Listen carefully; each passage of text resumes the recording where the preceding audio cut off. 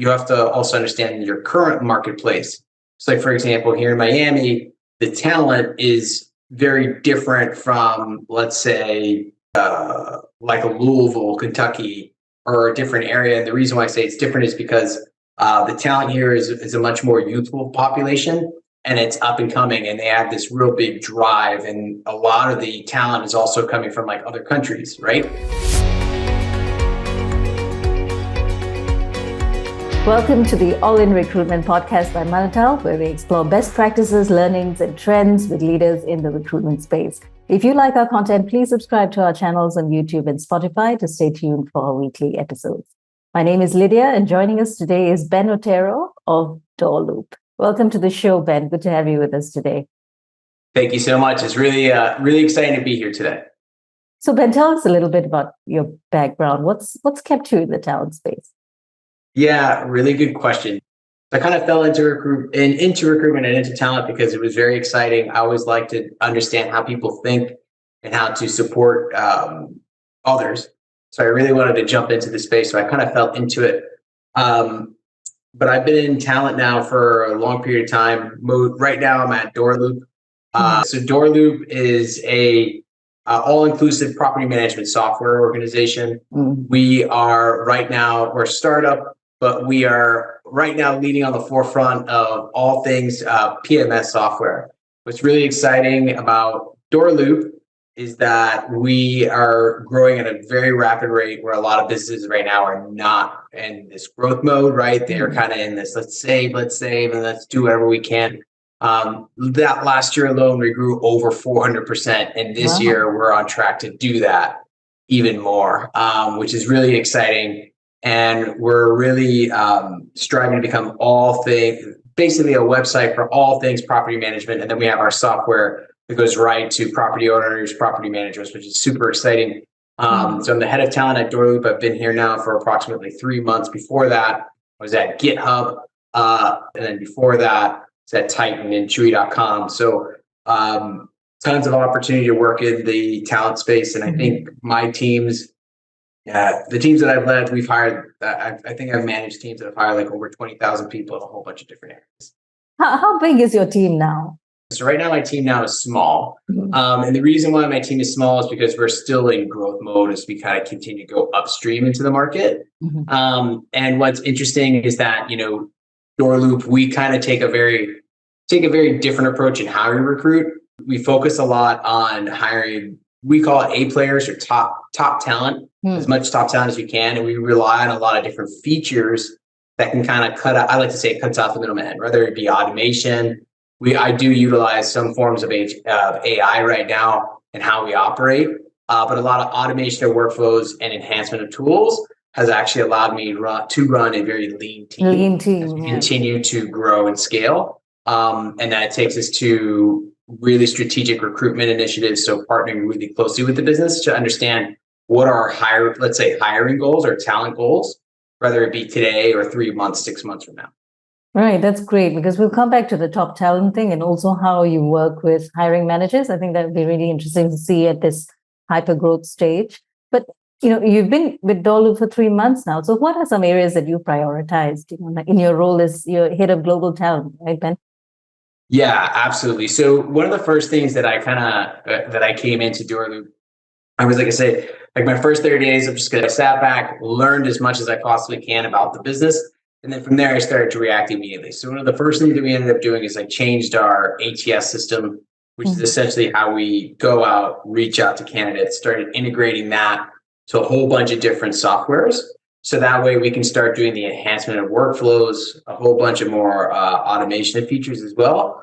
And then from there, I've been focusing a lot on how we partner with the business to understand our talent objectives as we kind of go into market. Right now, we're in the focus of moving all of our hiring to our Israel location, so out in Tel Aviv.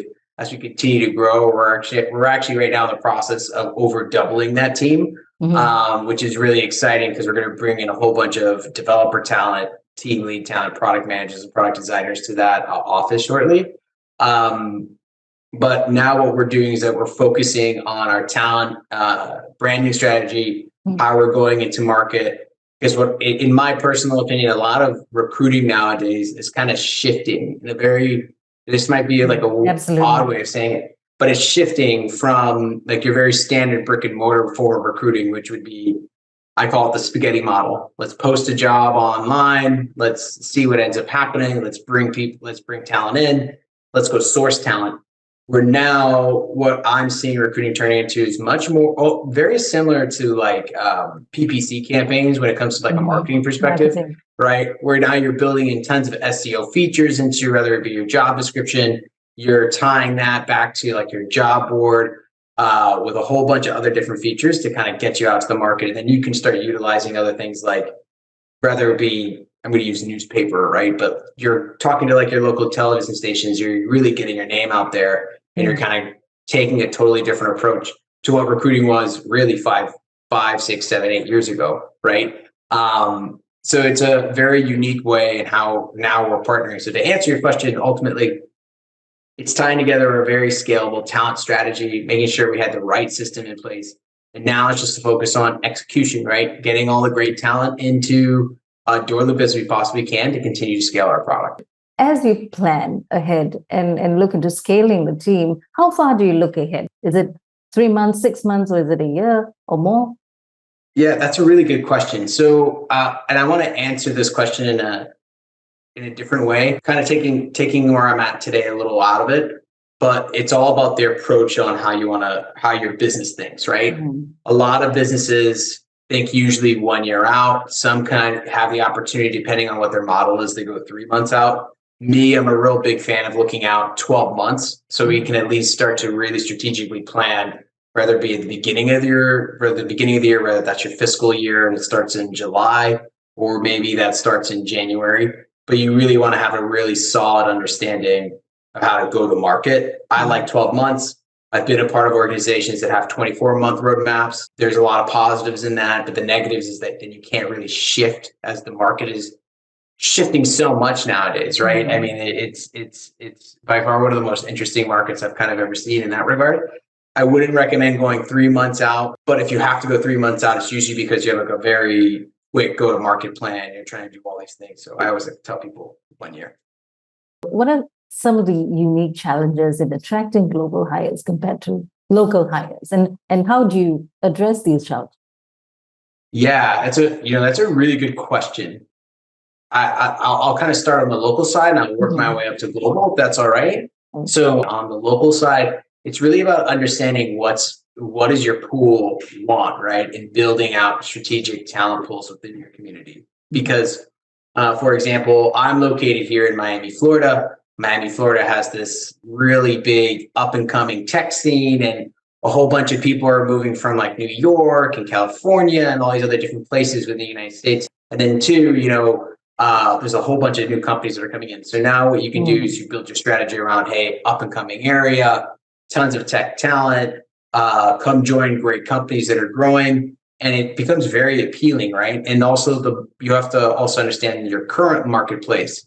So like, for example, here in Miami, the talent is very different from, let's say, like a Louisville, Kentucky, or a different area. And the reason why I say it's different is because the talent here is a much more youthful population, and it's up and coming, and they have this real big drive. And a lot of the talent is also coming from like other countries, right? And while they're coming from other countries, their whole entire perspective is, hey, I want to start a life not only for myself, but for my family, and give them something better that I never had before.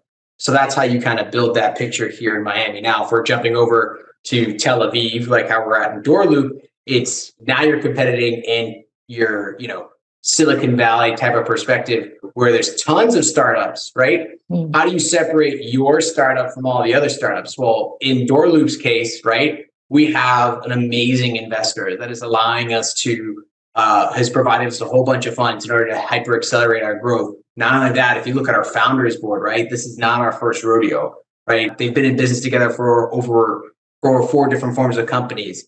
And they've scaled companies quickly, and they're all still active today, and they're all very successful. And if you look across our entire executive panel, you have people who are coming from major companies like GitHub and a whole bunch of other organizations, right, that are scaling the business. And if you really go, and what's really cool for the developer community, right? So it's also tailoring your talent brand and your talent strategy to that marketplace. So like, for example, in Tel Aviv, hey, we're working on an amazing technical environment, which is essentially the same environment as like your Facebook or your Instagram or your WhatsApp, right? So that's super exciting, gets people really pumped up. And not only that, you get to work with great talent who's been doing this for such a long period of time that they're going to guide you and they're going to mold you and they're going to give you all these great things.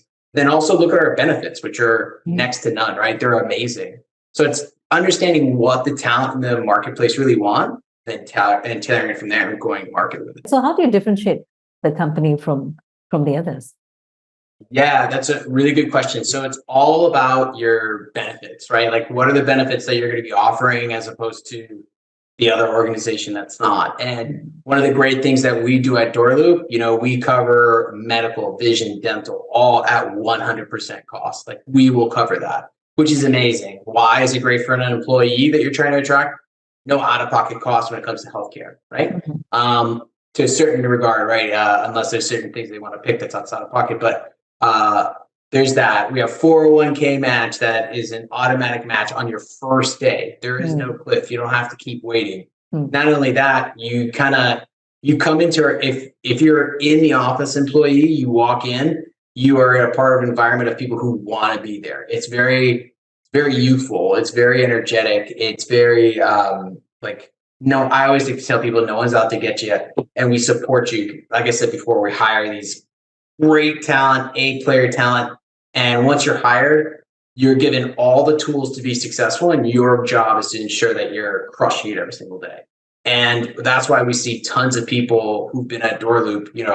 We have grown rapidly over the last year, but our attrition is very minimal, right? And we want to keep it that way. We're keeping our employees super satisfied and engaged. So it's all different. It's all a little bit how we operate. But at the end of the day, it's about creating an ecosystem for your employees that recognizes how they operate every single day, whether it be simple, yeah, you're doing a great job, right? Here are the reasons why you're doing a great job. Not only are you doing a great job, your team's doing a great job, let's go reward them, right? In attracting the A player, number one, how do you define an A player? You've got all these A players in a single place. And so who's the A player among the A players? How do you define that actually? That's a really good question. Who's the A players among the A players?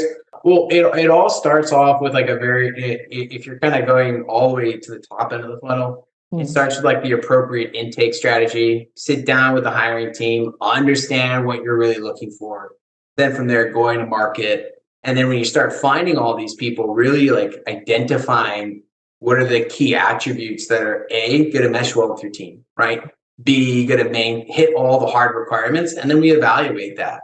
And what I always like to say is that top talent attracts top talent, right? So on that note, if you really look at, I can kind of talk about our support team. Matt K, who's like our head of support. He was able to bring in some people from his own previous companies. And then from there, we're able to keep driving in. If you look at people like David, who's our CMO, right? The guy is like an absolute wizard when it comes to certain things in marketing. And when you bring in, like, let's say I go out to the market, we identify a great talent. They sit down with David and they're like, wow, I want to learn from this guy, right? Like, I don't know why, but we really want to know this guy. So I turn that back to you because I think it's about everyone in the business, not only they're being an A player, but they're also in recruiting. They all own a part of this business, and we all are on this goal to make DoorLoop like the greatest thing that's out there and really disrupt this property management software space. It's exciting. And going back to what you mentioned earlier about working very closely with the business to understand where it's going, right? How do you ensure that your talent attraction strategies, especially for global hires, how do you ensure these strategies align with DoorLoop's business objective? I think for us, it's really about nuts and bolts of it is like really following your staffing plan, right? Like having a really appropriate staffing plan that scales and that you can get ahead of all this. Now, in terms of talent attraction, it's following the market and really understanding where is it going. Let's say if there's something that comes across the line. Actually, no, this is a really good example because at DoorLoop, we offer all our employees a stipend for every single month they can use for whatever they want, right? Mm-hmm. It's a privilege that every DoorLoop or every looper we provide, right? And if you kind of look out in the market, this is something that not only DoorLoop does, but a whole bunch of other companies do, right? And we tapped into that as a resource because we wanted to ensure that we're providing the exact same type of benefits that other tech companies are doing. And if there's something else that's out there, we identify it, we see if it makes sense for us in a business model, and we'll integrate it right into our talent attraction strategy. And you also mentioned earlier about tapping into communities of developers, right? And tech professionals. And you've got to attract them with the excitement that comes along with building something that's at hypergrowth stage. So what are your thoughts or maybe your experiences on leveraging communities of developers and tech professionals? So you get to recruit these top talent. Yeah, no, that's a really good one. So there's a lot of unique ways of doing this. So I think I'll kind of give you an example of things I've done in the past because right now we're in the process of going to market to hire our next big wave at DoorLoop. So this is kind of like behind the scenes playbooking of what they're about to experience. So sorry everyone, you haven't experienced it yet, but we're gonna get there right in time after you guys hear this. But essentially something that I really like to do is like I like doing things like they're called source-a-thons, right? So sit everyone down in a room. Let's all walk through. And we use a method called the 7 touches, right? So we can go into someone's network and identify up to 7, 8, 10 people, whoever it may be, who are these 5 great talents, right? From there, from those 5, who within those sub pockets of people do they know, right? Mm-hmm. And you keep kind of going down because there is like this methodology of touching as many people as possible, but using one potential gateway. So it would be as simple as, hey, candidate X, I see, Ben works here at DoorLoop. He wanted me to reach out on your behalf. You seem like a great talent, right? So now you have talent. You go from candidate X's talent pool. Now we're going into candidate Y's talent pool. Hey, candidate Y, met you through candidate X, right? You have this great little strategy to kind of go down that way. Mm-hmm. And then on another perspective, so that's like one little area you can do your source-a-thon. It's a great way of like building a talent community and a pipeline. And the other end, I've actually been in some areas of business where you basically have like the best way of describing it is that you have like a sandbox environment where you actually invite developers, hey, go into this environment, play around in it, let us know what you think, right? And you pass this off over to like a developer advocate program. And your developer advocates are now there talking to developers, hey, FYI, this is all the great things that we're doing. And then now they're talking, and then we can kind of come in like on a talent attraction strategy, right? Come in, hey, we see that you've been doing great things. You've talked to John, who's one of our developer advocates. Did you know that we have this wonderful full stack developer position open, right? Let's talk about that, right? There's so many different unique ways of getting out there. And what I think is really important is that when it comes to like developer communities, technology is always changing. It's never the same. I always say like every 3, 4, 5, 6 months, a year from now, it always develops. So finding what is this next big thing that's going to make sense for your technical stack, and how you can bring it in and tie and attract talent. So yeah. Is it a lengthy process though? So yeah, like the second part that I was talking to you about, that is a much longer play. So that's something that when you start putting it into fruition, it's going to take you like 6 months, 7 months to kind of start creating that type of environment so that you can kind of get it out. And also you have to then tie it into like your advocacy programs. But I always like to tell people, if you go down that route, it's a very fun, it's tons of fun, right? Because then you can let's say if I were sourcing talent, right? I'm on LinkedIn or any other form of tool, how you source talent, and I'm sourcing, then your message becomes very tailored towards the developer, right? And something that what I like to do now is like I'll create a video actually.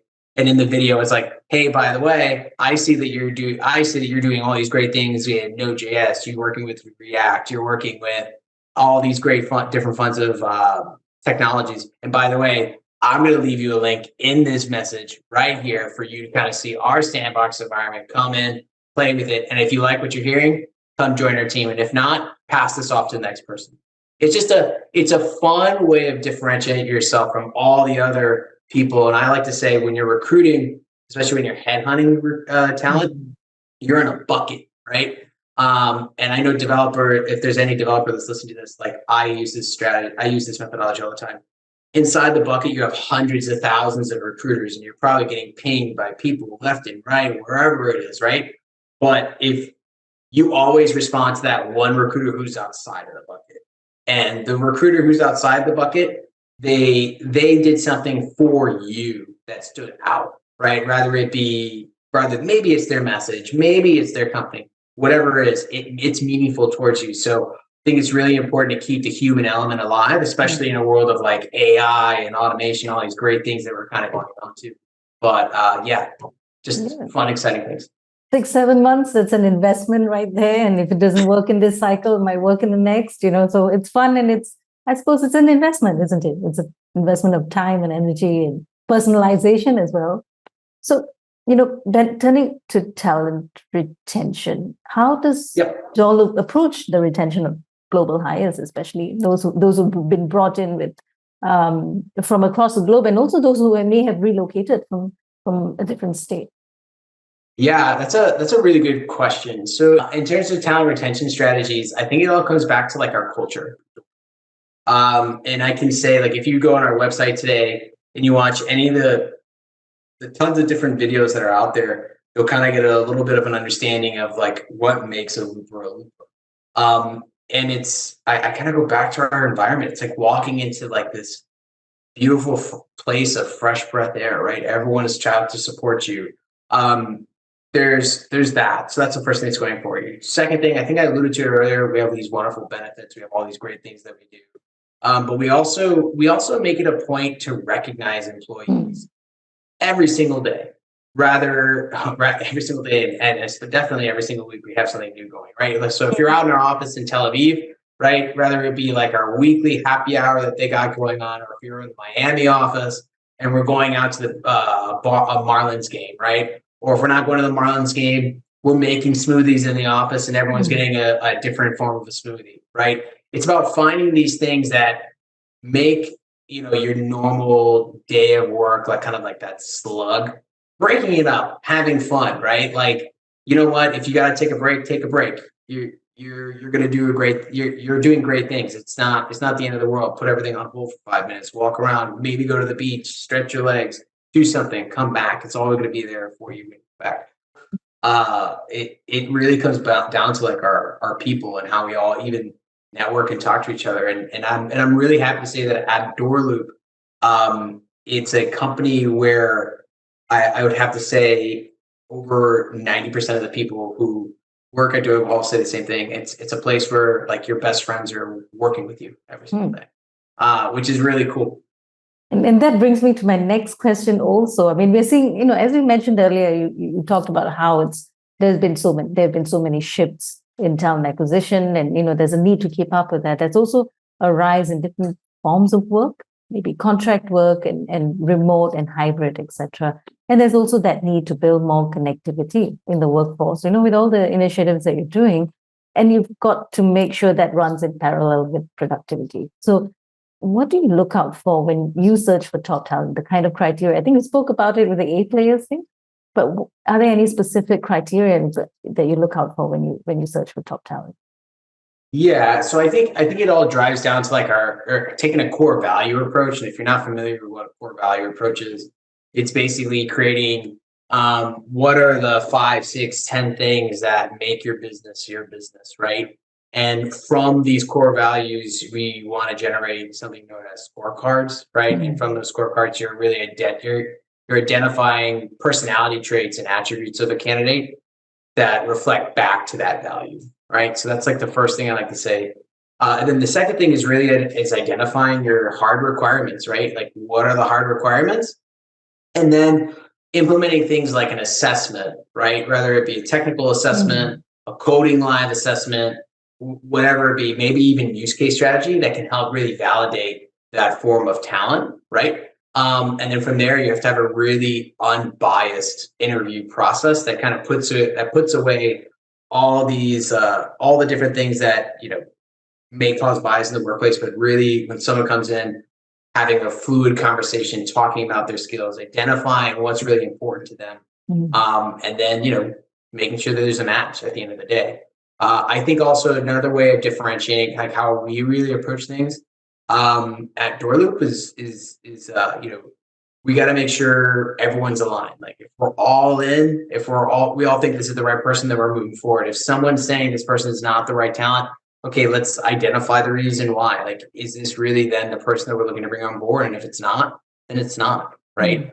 We want to make sure that it's a unanimous business decision.